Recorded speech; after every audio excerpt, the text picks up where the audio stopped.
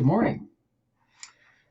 Well, decided to kind of keep it casual today, or as the kids say, cash. I don't think the kids really say that. I think I just made that up. But yeah, that's kind of where we are. So we're starting chapter 8 today. Chapter 8 is probably one of the more difficult chapters to understand. There's really no math in it. It's very abstract and very conceptual. So, do the best you can. We're not doing section 8.4, I believe is what it is, which is the molecular orbital theory. And that's a little bit more than we really want to bite off right now. So you're not responsible for that, but for the rest of the stuff you are. So let's talk a little bit about chapter 8. And we're going to kind of go into more sophisticated theories of bonding. We've talked about Lewis dot structures and how all those work, and Vesper theory and this or that. So what would happen if we kind of kick this up one more notch? All right, well, that's kind of where we are here. So we're going to talk about atomic orbitals and hybridization. In molecules, the orbitals occupied by electron pairs are seldom pure s, p, or d orbitals. Instead, they're hybrid orbitals formed by combining your s, p, and d orbitals. So let's say for example I got methane. That's CH4 here. If I draw the dot structure for methane, it's going to look like this. 4 shared pairs around the carbon here, like this. Okay. So what does that look like from an orbital perspective? From our electron configuration stuff. Well, I know that carbon is in group 4 in the periodic table, 14, which would take off the 1 there, so group 4. And so I know it has 4 valence electrons. Okay, where are those 4 valence electrons located? Well, they're located in the outer s and p sublevels. So for a carbon atom, that would be 2s2, 2p2. There's a 1s2 here, but remember, those aren't being shared. Your valence electrons are just the ones in the outer s and p. And so it'd be 2s2, 2p2. So here's my electrons in my 2s2, here's my 2p2. Okay? So how do those electrons interact with the electrons that are coming from the hydrogen? Because each hydrogen is contributing 1 electron, and then they're forming this bond right here. Well, here comes a hydrogen atom. Maybe it tosses its electron into this 2p orbital on this carbon atom, and they share that pair, and maybe that's that bond right here. And maybe here comes another hydrogen atom, tosses an electron into this orbital sitting on this carbon atom, and maybe they share that pair, and maybe that's that bond right there. But we've got a problem. We've got 2 more bonds here. And I only had 2 unpaired electrons there with the carbon. How do those other 2 bonds form? Okay, well, maybe we split these electrons up. Maybe we don't pair these. Maybe we have 1 electron here, 1 here, 1 here. So here comes a hydrogen atom, deposits an electron into this atomic orbital on that carbon. They share that pair, and that's that one there. Maybe here's another one here, and then maybe there's another one here, and then maybe there's another one there. And that would give me 4. So what's the problem?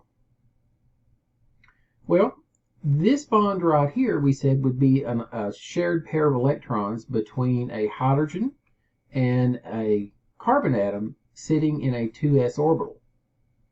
These 3 bonds would be bonds between a hydrogen atom and a carbon atom with the pair of electrons sitting in a 2p orbital on a carbon. Would you expect those 2 bonds to be of different length, strength, and character? Well, sure you would, because one of them's a bond between a 2s electron on a carbon atom, and the other 3 are bonds between 2p electrons on a carbon atom. So you'd expect one of those to be stronger or weaker, and the other 3 to be stronger or weaker, whatever, right? Was that what you see? Well, no, that's not what you see.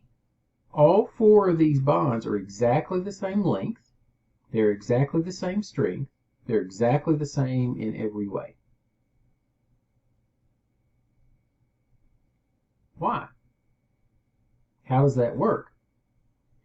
Well, apparently we need to go a little bit further than just our Lewis dot structures here to explain that. All right, and so that's where the concept of orbital hybridization comes into play. All right, so what is orbital hybridization?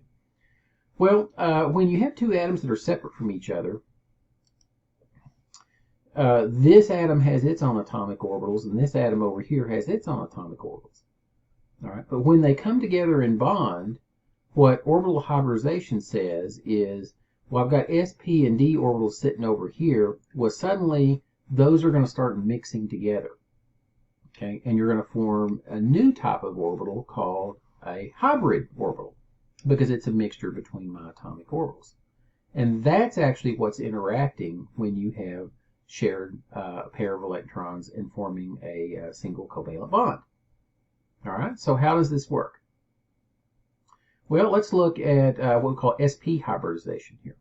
So here's beryllium in beryllium fluoride, and it looks like this. Recall that beryllium is happy with only 4 electrons around it. It's fine with that. It's one of the exceptions.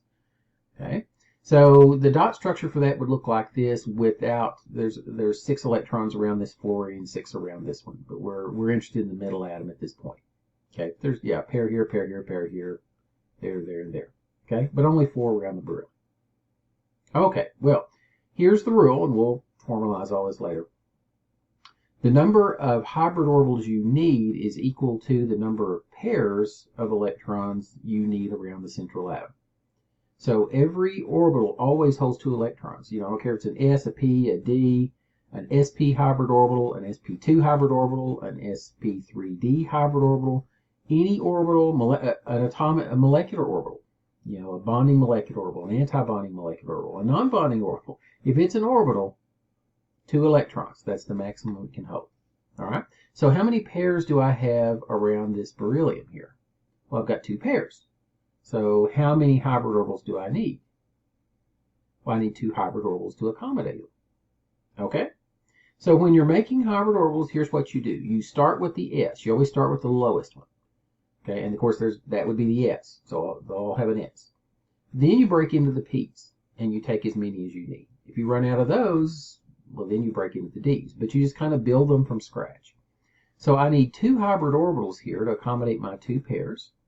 So I'm going to take 1, 2 orbitals.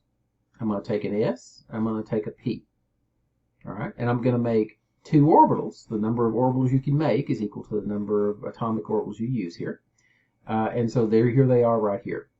Okay, and notice that these 2 orbitals are lower in energy than a p, but they're higher in energy than an s. Okay, and we're going to call them sp hybrid orbitals because they're made from an s and a p. All right, so I use 2 here. Where's these other 2? Well, they're right here. See, I didn't use them. 1, 2, 3, 4. 1, 2, 3, 4. So I've got kind of a conservation of orbital thing kind of going on here. Okay? All right, well, where's beryllium in the periodic table? It's in group 2. So therefore, how many valence electrons? 2. Okay, they're the ones sitting in this 2s. So we're going to put one of these valence electrons in this sp hybrid orbital. We're going to put the other one in this sp hybrid orbital. Here comes a fluorine atom in. Deposits an electron into this hybrid orbital in that beryllium. They both share that pair. That's this bond right here. Here's another fluorine that comes in, deposits an electron into this hybrid orbital sitting on that beryllium. They share that pair. That's that bond right there. Would you expect these 2 bonds to be of equal length, strength, and character?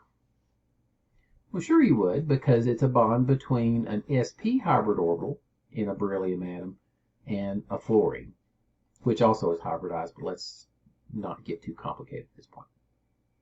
Okay? And that's exactly what you see. These bonds are exactly the same in length, strength, and character. And that's what the concept of orbital hybridization allows us to explain. All right, so what do they look like? Well, here's an s orbital here. Of course, an s orbital is spherical in shape, right? And then you've got a p orbital, which kind of has this dumbbell shape. So if I take this and put it together with this, what I get something in between, and it looks like this. And of course, I get 2 of them. Started with 2 of these, and we end up with 2 of these. Okay? Notice it's got that P shape to it. It's got the 2 lobes like a P, but notice that one of these lobes is a lot larger than the other. This is kind of like the spherical part, sort of. So it's kind of spherical, but it's also kind of P-shaped. It's something in between. It's actually 50% in between because you got one of these and one of those. See?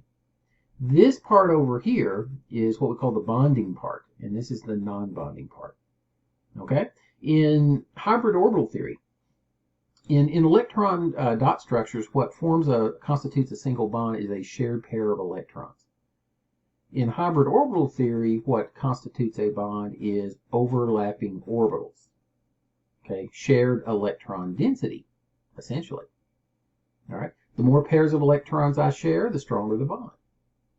The more overlapping orbital I have, the more shared electron density, and so therefore the stronger the bond. Do you see it's really just two different ways of explaining the exact same thing, just slightly differently?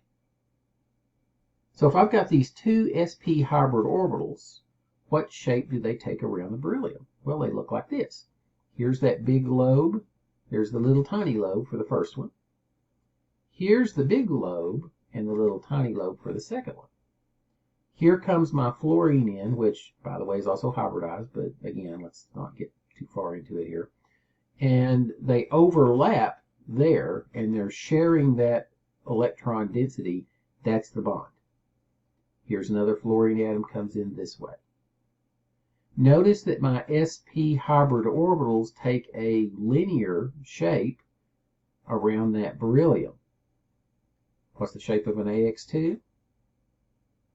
It's linear. So see, it's the same thing, you're just explaining it differently. So this is the same as this, where we just drew this as a line.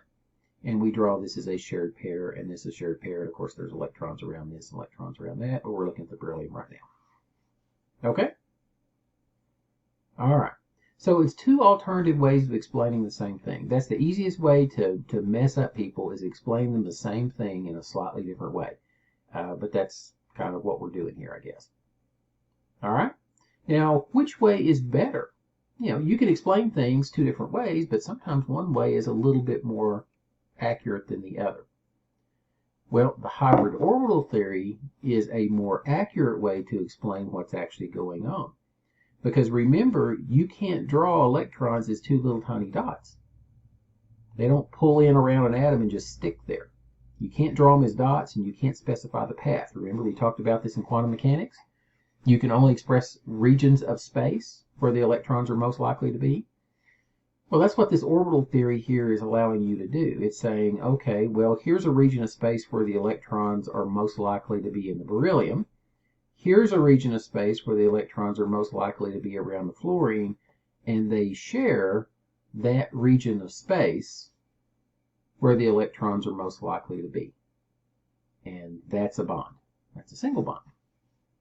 And it's equivalent to saying a shared pair of electrons.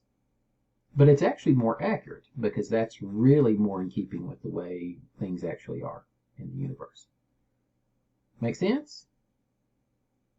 Probably want to see another one, don't you? Okay, let's try again. So how about that CH4? We talked about this up here, and we said, how do we solve our little problem? Well, this is how you solve your problem. Okay, turns out that that carbon is what we call sp3 hybridized. So how do I make a sp3 hybrid orbital? Well, you take an s orbital, and you take 3 p orbitals, and you make 4 sp3 hybrid orbitals. See, if you ever want to know how many orbitals there are, it's right there in the name. sp3. 4 of them. All right? So here's my carbon atom, and there's my valence electrons for the carbon. They're in the 2s and the 2p, the outer s and p, so there's 4 of them. All right? How many pairs do I need around my little carbon atom here? Well, I need 1, 2, 3, 4. 4 pairs. Okay? So how many hybrid orbitals do I need? I need 4 hybrid orbitals. Okay? So we're going to take the s. We're going to take 1, 2, 3 p's. We're going to mix them all together, and I'm going to make 1, 2, 3, 4 sp3 hybrid orbitals, because they're made from taking an s and 3 p's. All right, how many p's do I have left over? None. I've used them all. So look, 1, 2, 3, 4. 1, 2, 3, 4. Okay, so we're going to take our 4 valence electrons from our carbon. We're going to put them in our sp hybrid orbitals. Lower energy than a p, higher energy than an s. 1, 2, 3, 4. Okay. Here comes a hydrogen atom, deposits an electron into this hybrid orbital in this carbon atom. They share that pair. That's that bond right here. Here comes another hydrogen atom. They deposit an electron into this hybrid orbital on that carbon atom. They share that pair. That's that bond right there. Here's another one. That's that bond. And there's another one, and that's that bond. Would you expect these four bonds to be exactly the same length, strength, and character? Well, yes, you would, because notice it's a bond between a hydrogen atom and a carbon electron here in an sp3 hybrid orbital, which are all of equal energy and so on and so forth. And that's exactly what you see. And that's how we explain all four of those bonds in that carbon atom being exactly the same. It's also how you explain you have four bonds, because you only had two unpaired electrons in your atomic orbitals. So something's got to happen to be able to get those four bonds there. Okay, and again, the driving force is to get electrons around the carbon and also have a formal charge of 0. So you're satisfying a lot of things by doing this. But that's the driving force behind these things forming these hybrid orbitals. What do they look like? Okay, well here I'm taking an S and I'm mixing 3 of these P's. So I'm going to take 3 orbitals here, so I'm going to make 4 orbitals. The hybrid orbitals are going to look more like a P and less like an S. See, because my hybrid orbitals are 25% S character and 75% P character. So it's like if you had 4 parents somehow, you know, and 3 of them were female and 1 of them was male or something like that. What would you turn out looking like? I don't know. That doesn't happen here on Earth. So, you know, but it does happen with hybrid orbitals. So essentially it looks a lot like the sp hybrid orbitals. The difference is this non-bonding lobe over here is a little larger. So notice this is still very P-shaped, but it's not 50-50. It's this lobe over here is slightly larger and this is slightly smaller. But it's not as extreme as this one over here and this one over here in the sp, which is 50% S and 50% P. Okay? All right. Now, this lobe is smaller, so would you expect more or less overlap? Well, less overlap because this lobe is, see, this is the non-bonding side over here. It doesn't do anything. All right. So generally speaking, a bond with an sp hybrid orbital is going to be stronger than a bond with an sp3 hybrid orbital because there's more orbital overlap. See, it's all about orbital overlap when we start talking about these hybrid orbitals. All right. What do these 4 orbitals look like together? Well, it turns out that those 4 orbitals take a tetrahedral shape around that carbon atom. Are you starting to see how this is coming together? So here's my first orbital here, and there's the little non-bonding side over there. Here's the one that's kind of coming out and down here, and then the little one over here. Here's this one over here. There's the non-bonding side there, and there's the one coming out in front and going back. Here's my hydrogen atoms, and notice they're overlapping these orbitals, and those are your bonds. So this is just another way of drawing this, which is what we did in the last chapter. All right. Your book does a much better job of drawing. So here's your methane right here. See, here's your 2s and your 2p. So we're going to take that s and these 3 2p's. We're going to mix them together, and we're going to form orbitals that are in between. And we're going to call them sp3 hybrid orbitals. And then we're going to put those 4 electrons on that carbon in there. And then we're going to share. And when it's all said and done, those hybrid orbitals are going to look something along the lines of this. Okay, 1, 2, 3, 4. sp3 hybrid orbitals. They didn't show the non-bonding side. Okay, this is actually C2H6. So there's your carbon-carbon single bond. Here's your carbon-hydrogen bonds. Here are those overlapped areas. Okay, but the key is it's tetrahedral in shape. All right. Again, are you starting to see how this is similar to what you've already done, but just slightly different? We're just talking about overlapping orbitals instead of shared pairs. Okay? All right, well, Let's say, for example, I had SF6. This is sulfur hexafluoride. If you drew the dot structure for sulfur hexafluoride, it would look like this. 6 pairs around the sulfur, no unshared pairs on the sulfur, so it's an AX6. What is the shape of an AX6? Well, that's octahedral. Okay, so it looks a little something like this. Okay, so what's the hybridization here? Well, let's see. I've got 6 pairs around that sulfur. How many hybrid orbitals do I need? I need 6. Okay, so I'm going to start with my S. You always start with the S. So take the S. I'm going to take how many P's? 3? 3 P's? Okay, but I don't have enough orbitals. So do I need to take 2 more P's? So I'm going to make an sp5 hybrid orbitals. Can I do that? Why can't I do that? Well, because there's only 3 P's. Once I use up those 3 P's, I'm out of P's. So what am I going to do now? Well, what you're going to do is you're actually going to pull down these 3D orbitals here. And you're going to pull from there. All right? So I need 6. Because this was an AX6. Okay, so I'm going to take 1, 2, 3, 4, 5, 6. I'm going to mix them all together and form these 6 orbitals here. How many did I use? I used 2. How many 3Ds do I have left over? Here they are right here.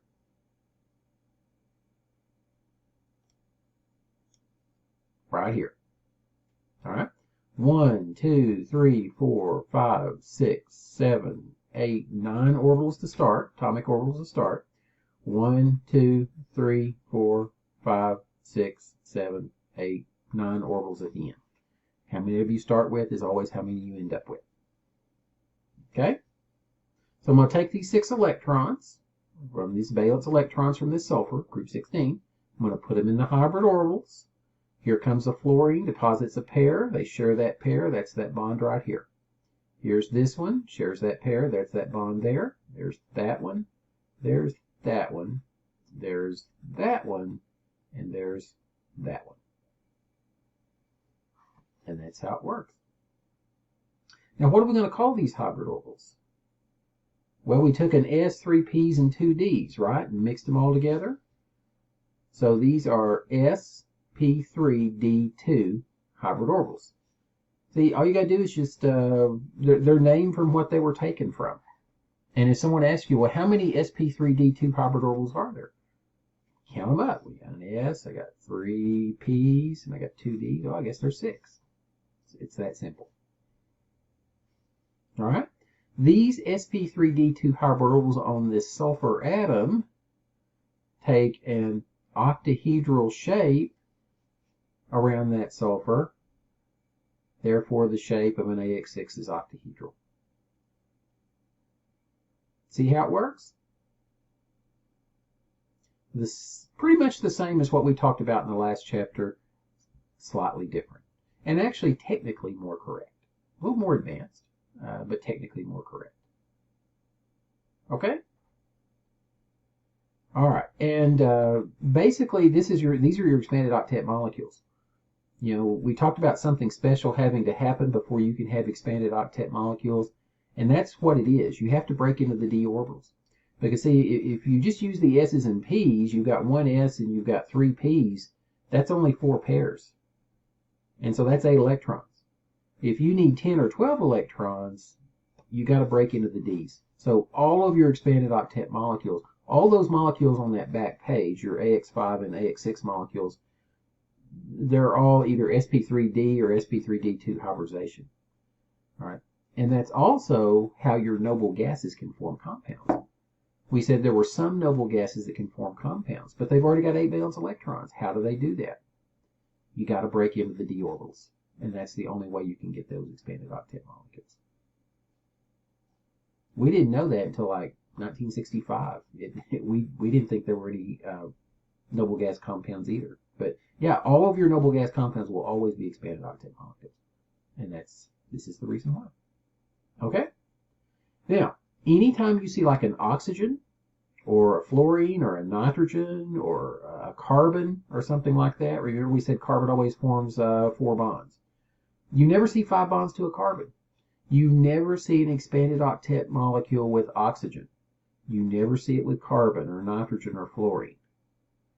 Why? Why don't you see expanded octets there? Well, because your valence electrons here in a carbon are in what? Well, they're in the 2s and the 2p. If I needed 5 orbitals, what would I have to break into here to make them? I'd have to break into the what? I'd have to break into the 2d. Why can't I break into the 2d? Because there's no such thing as a 2d. Only energy levels 3 and higher can have a d. L can be 0, 1, 2, 3, up to n minus 1. It all comes back to that. It all comes back to n can be 1, 2, 3, 4, 5, 6 to infinity.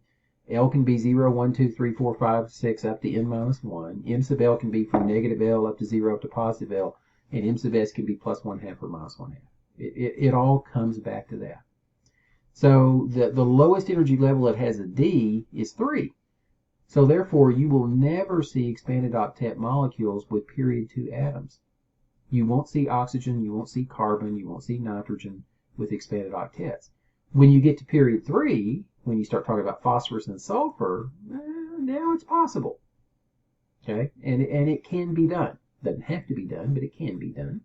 And so that's where you see these expanded octets, things greater than 3. Well, periods greater than 3, because you can reach the 3Ds. Make sense? Yeah, it explains a lot if you look at it hard enough, I guess. Okay. Well, what about unshared pairs? You know, we had molecules where you had unshared pairs on the central atom. So, you know, what's that all about? So here's an example. Here's water. Okay, if you drew the dot structure for water, you'd see something that looks like this. So this is an AX2E2 molecule, 2 shared pairs, 2 unshared pairs on the central atom. So the shape of that would be what? That's bit 109.5. What's the bond angle? 109.5. Yeah, just check it. Okay, well, here are my valence electrons on an oxygen atom. And of course, I'm in group 16, so there's 6 of them. Okay, so here they are. 1, 2, 3, ignore that. No, that's there. Okay, never mind. 1, 2, 3, 4, 5, 6. Okay, now here's the rule. If it's a shared pair around the central atom, it counts.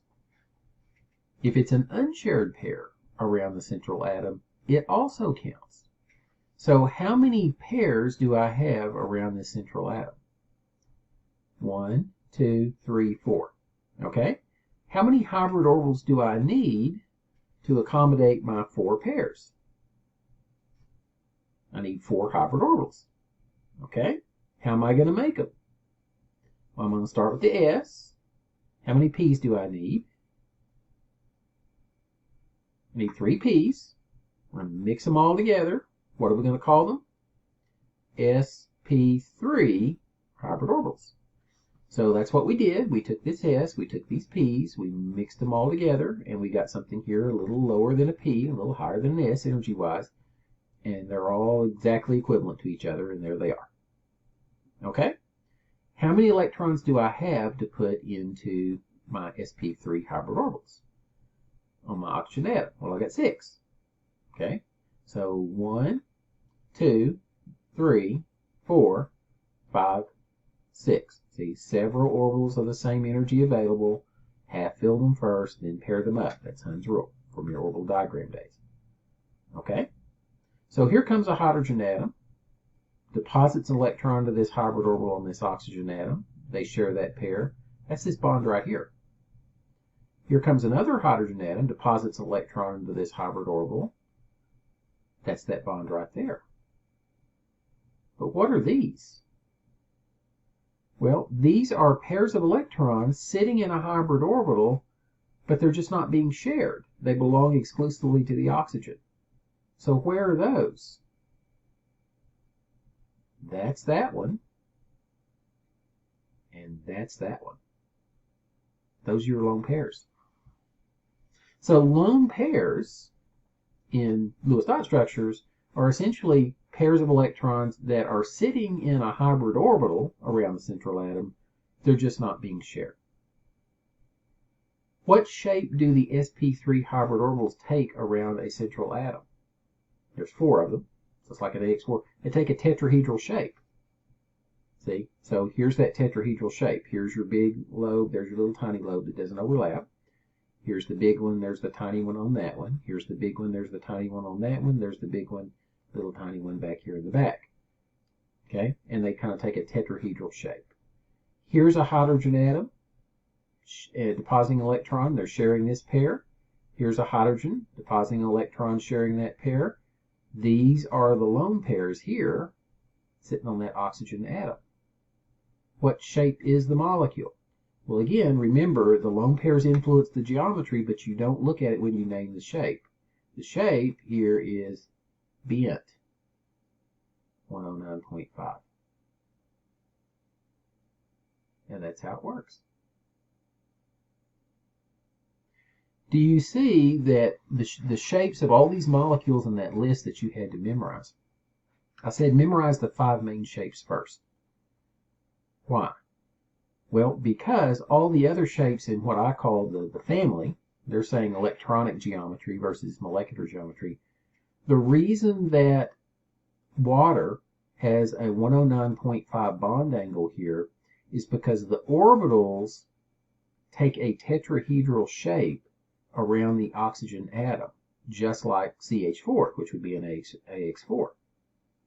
It's just that they're not all being shared. And that's why you get 109.5. Do you see that every shape in the family, what I call family, can be derived from the main shape because they all have the exact same hybridization?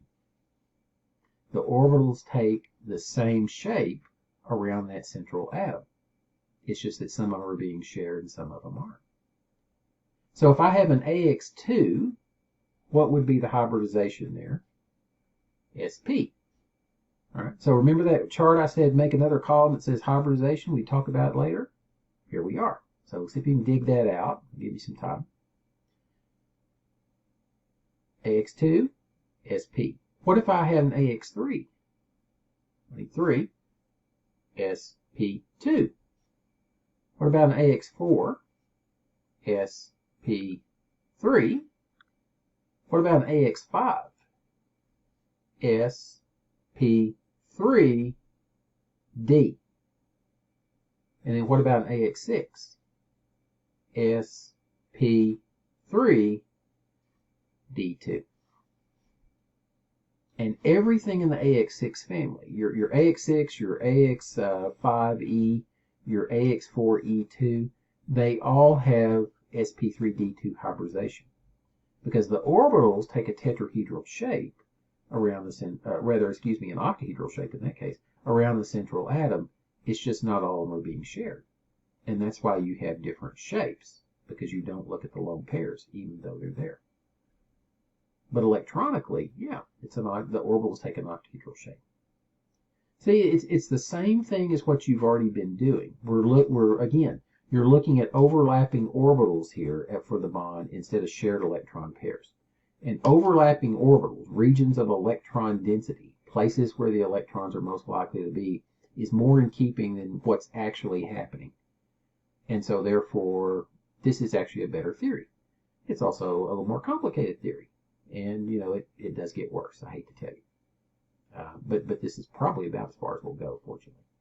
But that's the way it works. And that's why you memorize the 5 main shapes first. Then everything else falls from there.